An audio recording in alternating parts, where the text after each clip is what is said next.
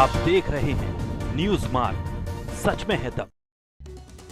उत्तर प्रदेश के बलिया में तेज रफ्तार और कोहरे का कहर देखने को मिला, जहां जिले के बांसडी कोतवाली क्षेत्र में बस और ट्रक में जोरदार टक्कर हो गई, जिसमें बस के परखच उड़ गए। चालक समेत 4 लोग गंभीर रूप से घायल हो गए। बस में सवार चालक और एक यात्री की स्थिति नाजुक बताई जा रही है। सूचना मिलते ही मौके पर पहुंची पुलिस ने ग्रामीणों की मदद से घायलों को एम्बुलेंस में जिला चिकित्सालय भेजा, जहां कई लोगों की हालत नाजुक बताई जा रही है।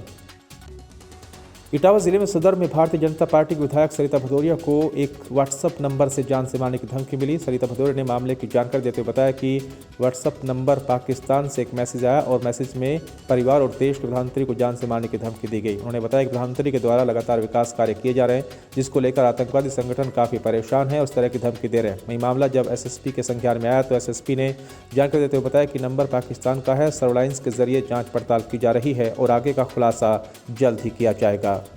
देखिए, पाकिस्तान का नंबर है +92 जो कोड होता है पाकिस्तान का, वहाँ से एक नंबर है जिससे व्हाट्सएप मैसेज जनरेट किया गया है, जिसमें धमकी भरे शब्द के मैसेजेस किए गए हैं पाकिस्तान बेस्ड नंबर से। तो उसको हम लोग उस नंबर की समीक्षा कर रहे हैं और बाकी चीज़ सर्विलांस के आधार पर काम कर रहे हैं।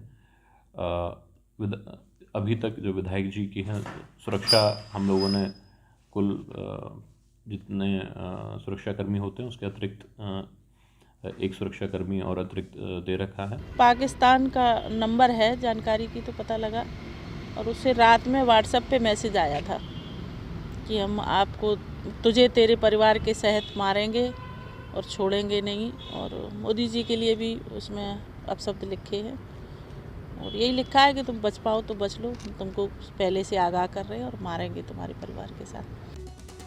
उत्तर प्रदेश के हापुड़ पहुंचे सूर्य प्रताप शाही कृषि मंत्री ने ताराचंद इंटर कॉलेज में स्थापना दिवस कार्यक्रम में शिरकत की, जहां मीडिया से बातचीत के दौरान सूर्य प्रताप शाही ने किसान आंदोलन को लेकर बड़ा बयान दिया। सूर्य प्रताप शाही ने कहा कि भारत सरकार ने बड़े ही संवेदनशीलता के साथ उनके साथ बातचीत की। प्रधानमंत्री ने इस बात को कहा कि किसान जब चाहे सरकार के साथ बात कर सकते हैं, बात के लिए दरवाजे सदैव खुले हैं।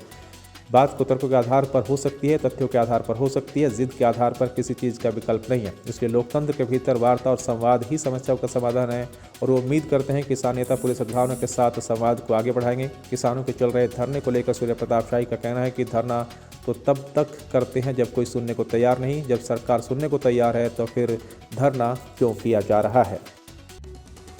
यूपी के बलिया जिले के सिकंदरपुर थाने के अंदर इंस्पेक्टर की गुंडागर्दी का मामला सामने आया है, जहां दबंग युवकों द्वारा छेड़खानी की शिकायत करने गए दलित युवकों को भारी पड़ गया। इंस्पेक्टर बालमुकुंद और कांस्टेबल ने थाने के अंदर दलित युवकों को जमकर लात घूंसों और बंदूक के कुंडे से पीटा।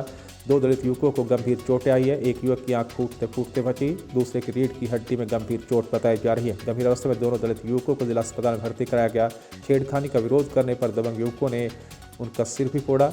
अभी भी इंस्पेक्टर दलित युवकों पर बयान बदलने का दबाव बना रहा है। एसपी के मामला संज्ञान में आने के बावजूद भी कोई कार्रवाई नहीं हो रही। तो शाम को मेरे भाई के लड़की के साथ छेड़छाड़ हुई, उसमें कुछ लोगों ने राजभर बिरादरी के भाई को मारा।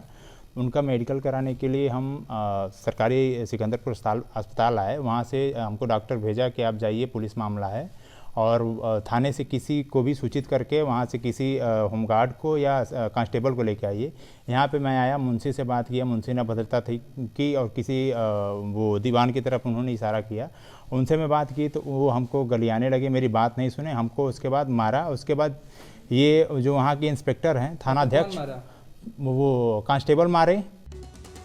कोरोना महामारी के साथ ही मुर्गा बलि पर चढ़ गया। कोरोना के बाद बर्ड फ्लू की मार से पोल्ट्री उद्योग मंदी के कगार पर खड़ा हुआ है। बर्ड फ्लू के डर के कारण बिक्री पर असर पड़ा है, दुकानदार मायूस है। पोल्ट्री फार्म के व्यवसाय से जुड़े लोग रोगों की महामारी से ग्रस्त है। इसके पहले अपेक्षा बिक्री कम हो गई थी। यही नहीं, चारा भी महंगा हो गया। पहले कोरोना के कारण पोल्ट्री कारोबार की कमर टूट के अब बर्ड फ्लू ने नई मार पड़ रही है। पोल्ट्री फार्म वालों ने बैंकों से लाखों रुपए का कर्ज ले रखा, जिसके चलते उनकी चिंता बढ़ गई है। पशुपालन विभाग के अपर निदेशक डॉक्टर राजीव कुमार गुप्ता ने बताया कि विंध्याचल मंडल में एक बर्ड फ्लू का केस सामने नहीं आया। क्षेत्र में बीमारी नहीं है, इसलिए लोग घबराए नहीं।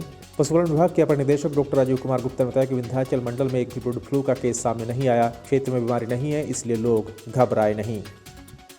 एक दिक्कत पोल्ट्री फार्म में करते हैं भाई काम। हाँ, क्या दिक्कत है? वही दिक्कत है कि साल भर हो गया, धीरे धीरे कोरोना से भी कारोबार एकदम खराब हो गया। उसके बाद या 2 महीना या 3 महीना, 1 महीना जितना दिन हुआ होगा, ब्लड फ्लू शुरुआत हुआ, मगर है नहीं ब्लड फ्लू, जो है कि हवा उड़ा है, इसलिए कोई कारोबार भी हो नहीं रहा है, न माल खिंचाई नहीं हो रहा है और बहुत लंबा नुकसान हो गया। विंध्याचल मंडल मिर्ज़ापुर और उसके ज़िले जनपद सोनभद्र, मिर्ज़ापुर, भदोई में इस तरह की बीमारी का कोई भी लक्षण अभी तक जांच सैंपल जो हमारे द्वारा डायग्नोस्टिक लैबों में भेजे गए, वहां से किसी तरह की कोई सूचना प्राप्त नहीं हुई। सारे सीरम सैंपल हमारे नेगेटिव आए। इसके लिए सीरम सैंपल भेजे जाते हैं, नेजल से स्वैब भेजी जाती है, क्लोएकल स्वैब भेजी जाती है। तो मिर्जापुर में पालिका अध्यक्ष सुशांत को नगर के पक्का पुल साथ ब्रिज से जा रहे थे। पुल पर भारी जाम लगा था। जाम में फंसे पालिका अध्यक्ष जब गाड़ी से उतरे तो उन्होंने देखा कि एक व्यक्ति बालू लादे ट्रैक्टर से पैसा वसूली कर रहा है, जिसे नपाध्यक्ष रंगे हाथों पकड़ा और पैसा लेने का कारण पूछा तो आनाकानी करने लगा। सख्ती से पूछने पर कहा कि पुलिस की सह पर वो वसूली करता है, जिसमें कुछ पैसे उसे मिलते हैं। नगर पालिका अध्यक्ष मनोज जायसवाल ने तत्काल पुलिस अधीक्षक को सारी घटनाओं से अवगत कराया और साथ ही सख्त से सख्त कार्रवाई करने की मांग की। मिर्जापुर कटरा कोतवाली से 4 कदमों की दूरी पर कुल मैना मेडिसिन सेंटर की दुकान से बताया जा रहा है कि कार्यरत हर्षित सोनी के द्वारा दुकान के गले में रखा 2.5 लाख रुपए नगद उठा ले गए और मेडिसिन के मालिक ने बताया कि हर्षित सोनी दुकान पर ही काम करता था, जिससे उसके सारी जानकारी थी। जबकि सीसीटीवी में भी हर्षित सोनी का चेहरा सामने आया है। उन्होंने बताया कि वो उसके घर भी गए, लेकिन घर वालों ने बताया कि वो कल से ही घर नहीं आया, जिसके चलते सूचना थाना कोतवाली कटरा में दर्ज कराई गई है। पुलिस मौके पर जाकर पूछताछ की और साथ ही जाँच पड़ताल शुरू करती है। हमारे यहाँ एक स्टाफ है जो काम करता है, जिसका नाम है हर्षित सोनी, जो 15 की गली गणेशगंज के रहने वाला है। और वो जो है हम सीसी फुटेज में देखे हैं कि 12:45 बजे वो मेरे गला खोल के चाबी निकाल के सारा पैसा अपने पॉकेट में भरते हुए जाते हुए हम देखा, फिर गेट बंद करते हुए वो जा रहा था।